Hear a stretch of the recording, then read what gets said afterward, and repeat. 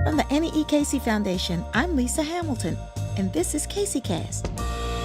For more than 2 decades, the Casey Foundation has called Baltimore home. And during this time, we've taken a special interest in creating opportunity for our neighbors, Baltimore's children and families. Since 2002, Casey has played a leading role in the East Baltimore Revitalization Initiative, a large-scale effort to transform a disinvested neighborhood adjacent to the Johns Hopkins University Medical Campus into a mixed-income residential community and an engine of economic opportunity for the city. The project is managed by East Baltimore Development, Inc., or EBDI, a nonprofit that Casey has supported along with Johns Hopkins, the City of Baltimore, the State of Maryland, community-based organizations, and local and national philanthropies. Today's guest, EBDI President and CEO Cheryl Washington, is wrapping up her first year at the organization's helm, and she's here to talk about East Baltimore's evolution since she first joined the organization more than 15 years ago, and to talk about its future. So welcome, Cheryl. Thanks, Lisa. Thanks for having me. Well, why don't we start by talking about East Baltimore? Can you describe what East Baltimore was like 16 years ago before this redevelopment project began? Sure. If you can imagine an area, a pretty large area of East Baltimore that was 70% vacant, that's what this neighborhood was like when we started. And lots of decision makers came together to decide how can we transform this area that had the highest incident of crime, unemployment, ex-offender recidivism, just all the ills that you can think of were in this neighborhood, and it was 70% vacant. And so when we started, we were focused on how to make this challenging project transformative, not just for the buildings here, but for the people who lived here too. So what was the vision? What did people imagine might emerge out of this challenging situation? Well, let me say that there was a whole community engagement process to develop our master plan, but that plan changed over time, right? Because as the market changed, there were new ideas. But overall, there was a plan and a vision for this to be a transformative project that created a mixed income, mixed use community that was vibrant, where people could live, work, and play. Wow. So it sounds like there are lots of highlights we can talk about, but let's talk about the journey to get there. What has happened over the last 16 years? Sure. Well, as you can imagine, in a large urban revitalization project, there's lots of ways that you can go about doing it. And at EBDI, the decision was made that for the first 30 acres, we had to do what's called mass displacement. So how many acres is it overall? So 88 acres overall. And so we started with the first 30 acres. Okay. And in those first 30 acres, it was supposed to be not only mixed income housing, but also a life science park. And so we had to relocate 742 families. So when I first started at EBDI, I was the project director for a team of family advocates that were under contract to EBDI, and our sole purpose was to advocate on behalf of the families that we were relocating.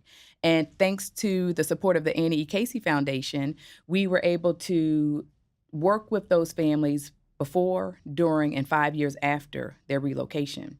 And it's important to share that residents, on average, homeowners, on average, got around 150% equity in their relocation process. And what I mean by that is their home inside the project area, before we relocated them, on average is around $30,000 value.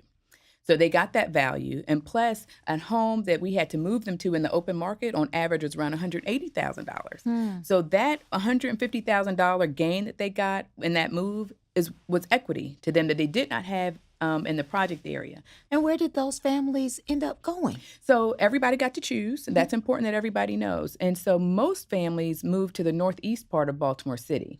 A lot of folks had ties to Johns Hopkins, whether they lived there or went there for the health care, and so they didn't want to move too far away. We had a few who moved out of town, out of the state, and a few who moved to the county, but most of them stayed in the city. And I like to always share that we have a whole initiative trying to create the opportunity for families to come back if they choose. Now, a lot of our families are happy where they are. But if we have families that want to come back, and we've done a survey, then we are creating affordable housing at their income levels that will allow them a real opportunity to come back. So That's great. Well, so you have families that are relocated out of this area, and you now have a blank slate. You said you started with the first 30 acres. What was the vision to happen? You said a life sciences building.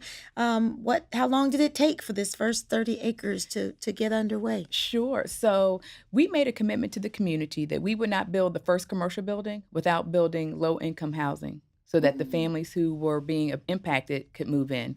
So simultaneously, we had our first life science building built. We also had two what I would call low-income tax credit buildings. One was for seniors and one was for working families.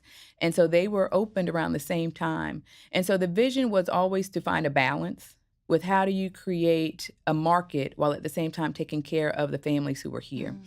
So the first building was the 855 Wolf Street building, which is called the Rangos Building. And if you ever go inside of there, there's some exciting work that's happening in there. We have the Lieber Brain Institute, a whole host of bioscience companies that are doing major research. So like Lieber is studying mental health and psychiatric issues, Alzheimer's, Parkinson's, and lots of other businesses that have an association with Johns Hopkins are in there.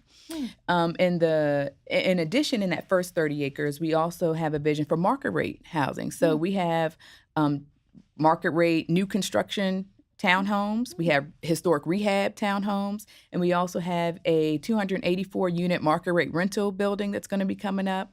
So lots of great opportunities for families to come and move in. You're doing sort of simultaneously commercial development and residential development so that you're bringing both jobs and housing opportunities to folks. So how long did the first 30 acres take? What then became your next step in this process? So actually, we are still developing the first 30 acres. So even though I venture to say, so there are around 33 parcels within our 88 acres for development. And we have developed around 18 of those parcels. So, and that includes the commercial buildings. We have 3 commercial buildings that have been built, one of which is the state of Maryland's public health lab. Then we also have around 450 units of housing that's been built, both market rate and affordable housing. So, and the park is also in the first 30 acres. And right outside of the first 30 acres is where we built the new school. So we have been working for the past 15 years to develop all of this. And right now, like I said, 18 projects have been completed. We have 4 major projects active right now under construction. And then we have around 7 that's on the runway in pre-development. So we plan over the next 3 years another 400 unit of housing to be built. We plan for the next building to come up. We're trying to attract a grocery store and other amenities to come to our project area. So we have some retail there now, but our plans for the future are we're raring to go. That's awesome. Well, you mentioned the school and the park. I'd like for you to talk about how the school emerged into the plan, the park as well. And I know those are really special new assets to that community. Talk about what it has meant to the residents to have a new school and a new park in their community. So it's interesting that EBDI originally did not plan to build these things, but we have stood in the gap a lot when we talked about community development. So with the school, we incubated the school. EBDI incubated the school. We started in some modular trailers, and there was a whole initiative behind the development of the school. The Weinberg Foundation was a part of the Early Child Care Center, the Casey Foundation, another great partner. And so EBDI had a whole department at one point in time just on educational initiatives. And talk about why you thought the school would be so important for this neighborhood. So there had not been a public school built in over 25 years in Baltimore City. So we knew that to attract market rate and other residents to come to our project area, you had to have a good school. And we also wanted to leverage the resources that Johns Hopkins School of Education had. So after we incubated the school, we actually turned it over to the East Baltimore Community School Board. And then we have Johns Hopkins School of Education who operates the school, the pre-K to 8th grade school. We also have Head Start, Early Head Start was on the campus in the early child care center. So what we wanted to do was create an amenity that we knew would attract residents to come in and buy the houses. It's important to note that We had a priority schedule for who can go to the school, though. The families who were impacted and displaced got the first opportunity to go to that school. And so with all of our initiatives from local hiring to the school to the homes, we have created the pathway for residents who were relocated to get the first opportunity for those benefits.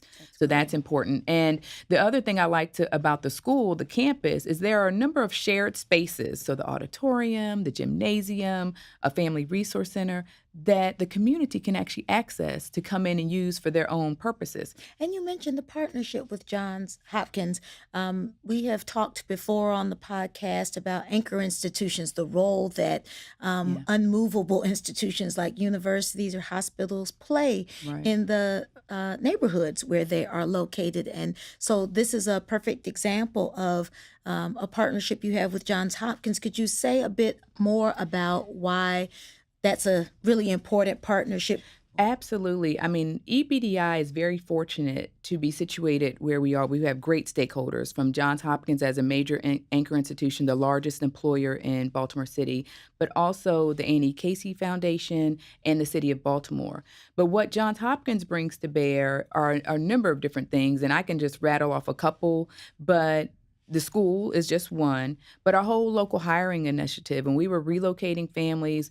We actually worked within several domains. Workforce and employment was one. You can't be stably housed if you're not working. So we work with Johns Hopkins very closely to create programs or initiatives where people could get jobs at Johns Hopkins. They also bring their resources. I mean, Hopkins helps to pay for EBDI's operations along with Casey in the city of Baltimore. And then they have such a plethora of expertise, right, that they bring to bear for a number of different things from our real estate development. They're incubating bioscience companies now through their Fast Forward program. And so those companies, as they grow, they get to lease up other space in our project area. And so there's a lot of support, leverage, assistance, expertise that Johns Hopkins as an anchor institution brings.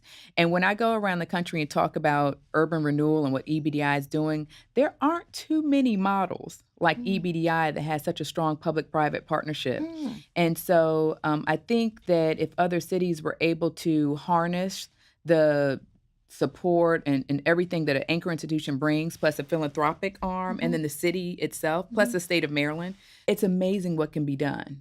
And so we're very fortunate. That's great. You've mentioned the economic development. So as you're building all of these new commercial buildings and housing, there are obviously opportunities for residents to get employed. Yes. Would you talk about the employment pathways that opened up? And you even mentioned Johns Hopkins and its procurement and employment strategies. What has it done for employment in this community? Sure. So it's important to also note that at the outset of EBDI, when it was first formed, the elected officials at the time, Councilwoman Paula Johnson Branch, current Mayor Jack Young, and others, they inked a minority inclusion agreement that made sure that the economic benefits of this whole project would benefit the community. So we have a very robust economic inclusion mandate policy, and part of that is local hiring. EBDI created our own workforce pipeline program so that residents that we were relocating or lived in our surrounding areas could come in, get a full assessment,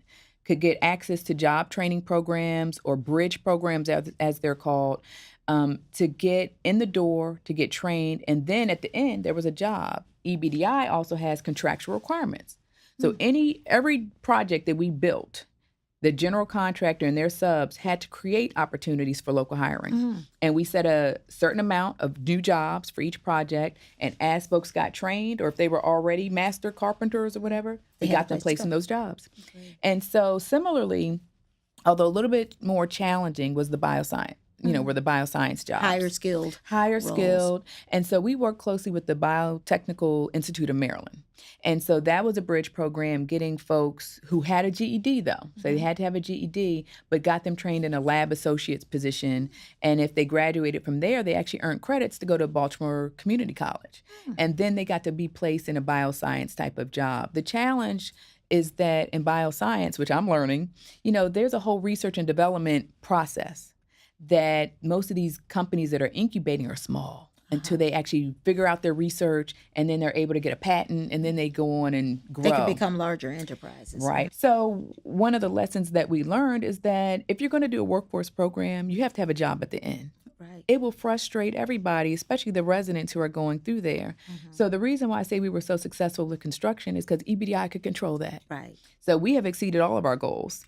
And I'm proud to say that. And even on the goal for women-owned businesses, which was the most challenging, mostly because there aren't as many women-owned businesses. And maybe not in construction or the kinds of things that you were right. working on. And so to address that, we actually created EBDI, created a women's contractors college. So we brought in the decision makers from the different projects, the general contractor or people who actually taught the classes. So it was not only time to learn, but it was time to network. So we had a number of, I want to say probably close to 20 contractors who were able to come through our program and then get work on our project site. So, and then the other ones have just gone on and done other, business elsewhere. But all the reports were that this was so great and so needed. So EBDI continues to stand in the gap as we can. That's wonderful. Do you have some sense of the numbers of jobs or procurement opportunities that this created for residents? I know close to 2,400 jobs, construction related, have been created as a result of our contractual requirements. But then we also have the permanent jobs.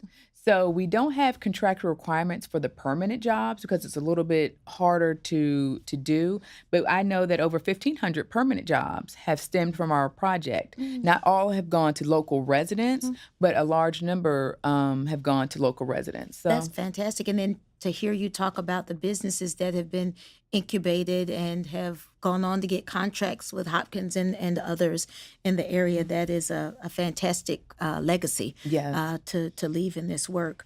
So we talked about the school. Let's go back and talk about the park. Could you talk about the green space? And even related to that, I know that there were really deliberate things that EBDI did as you were demolishing some of the old buildings to be responsible about the health considerations. So sort of talking about environmental issues, both in demolition and in building the park. What role did EBDI have in that? Absolutely. So I'll start with the demolition. Okay. So I mentioned to you that in the first 30 acres, we relocated all those families and we demolished all of those buildings. And so we got community input working with the Casey Foundation and others, and we put in place a demolition protocol and a good neighbor protocol. So the demolition protocol addressed things like lead, asbestos, because these are very old buildings. And so we wanted to make sure that all of the appropriate regulations were followed, and to the extent that families may still be living in our area, that we didn't do any damage to their health. And so that demolition protocol has actually been adopted by other cities across the country. And on the Good Neighbor protocol was more about how do you do construction and demolition while you have a neighbor who may be on that same block. Nobody wants to live near perpetual construction. Exactly. So we put in protocols that was part of our contracts with everybody. So they had to wet down the dust. We gave hazmat vacuum cleaners to every household. We just put a number of different protocols in place so that residents wouldn't be impacted. You're going to be impacted some because you're living in a construction zone, and I've rehabbed a house, so we all know you're going to have some dust. But to the extent that we could limit that, we put these protocols in place. Moving on to the park. So green space is so important to health and wellness and vibrancy of a community. So we worked with the state of Maryland. We worked with Hopkins, Bloomberg. We've gotten a lot of different both private and state funding and other funding to put this 5.5 acre park together. What I love about it is that the community actually was part of not only the design process, but the naming of the park. The park is called Eager Park. One of the main streets through our community is Eager Street. Oh, great. So now we have jazz in the park, Zumba classes in the park. Nice. There have been major festivals that have taken place. And I've even seen people out there shaking pictures for their weddings. So we really think that the park is a source to bring community together. I like to say that Eager Park is the most diverse community in Baltimore City. When you think about not only racially diverse, but also socioeconomically diverse. And plus with the people who work there, the school, we say you should come here to live, work, learn, and play. That's awesome. That's awesome. You've mentioned several times about how the community has been involved in this work. You have lots of stakeholders. I'm curious how EBDI has approached community engagement and outreach. Sure. So I want to say, in my estimation, we've had well over 500 community meetings since Wow. we've started, and it's probably way over that. In the very beginning, when we were starting the relocation process, we had many, many meetings, a whole subcommittee of our board that was chaired by the Casey Foundation, where residents were able to come and speak freely about the process. And there were actually a number of policies that we put in place based on residents' input. Some things that when you're doing a major project like this, you can't think of everything. Sure. So one of the things, policies that we changed was around property taxes. So if you were living in an area and your house was valued at $30,000, the assessment and the property taxes you pay are very low. So when you move to a new home, you're going to have a totally different set of taxes. So for an example, let's say in the project area you paid $200, and where you moved you now have to pay $1,200. So that difference, a resident who was mostly low income couldn't afford it. So EBDI, with the advocacy of the community and with the support of the Casey Foundation, we put in place a policy called our tax differential.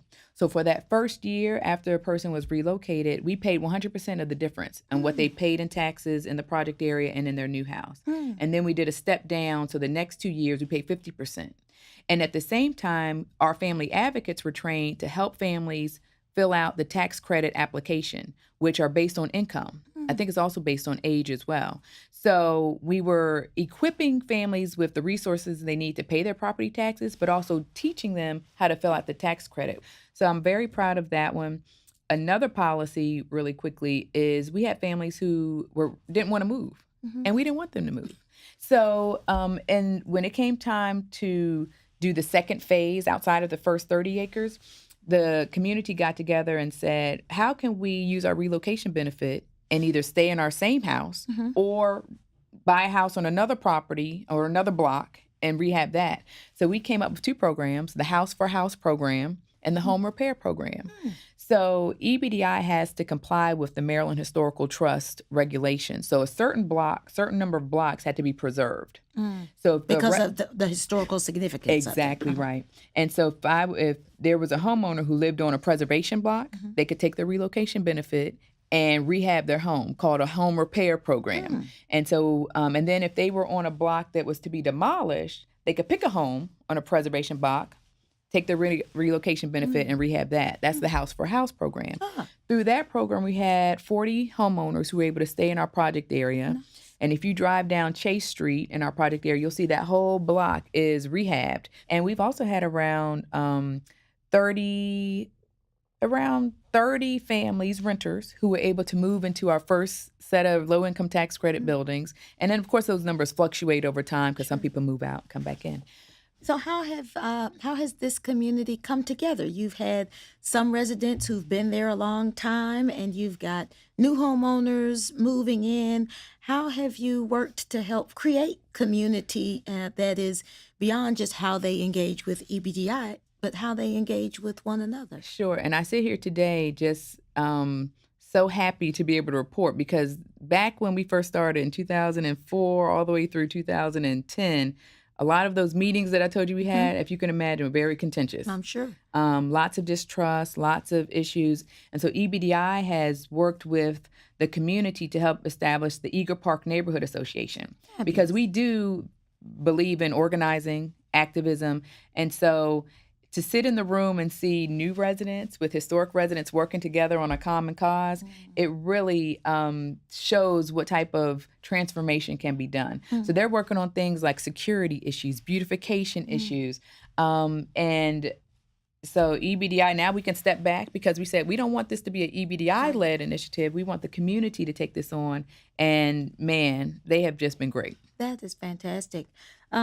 So obviously community work isn't easy. You've touched on challenges and tensions that you might have faced in this journey.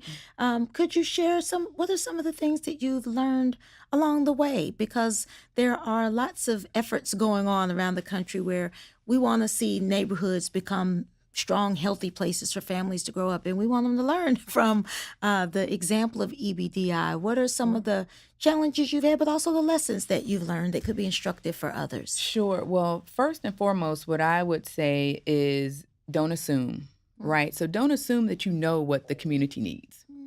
A lot of what happens is we think we know best, but we haven't really talked to the community. And I think that the community, more often than not, is so rich in information that we miss out on a great opportunity. So, and the other thing I would say is to listen. So a lot of times in these community meetings, as difficult as it may be, sometimes you just have to listen because you get a lot of rich jewels coming out of conversations, even though it might be contentious or, people, it's emotional. Sure. And relocating and having to move is very emotional. The other lesson learned, I mentioned it earlier, is to make sure that you have whatever it is that you want to do, for instance, in local hiring, economic inclusion, to have a policy, to have contractual requirements. What I've learned is that a lot of these things, at this point at EBDI, it's kind of like everybody knows you work in EBDI, it's going to be inclusion in local hiring. But when we first started, it was a heavy lift. And if we didn't have contractual requirements, then we would probably get a lot of pushback. So that's the other thing. And I think that the community could be used to help form a lot of the policies that we have and even the training programs that we have. So some of the challenges are that you have to be flexible and nimble. EBDI, because we're structured as a private 501c3, even though we have a lot of major stakeholders, we're able to be nimble and not necessarily have to work within the city's bureaucratic processes. And so that model has worked very well for us.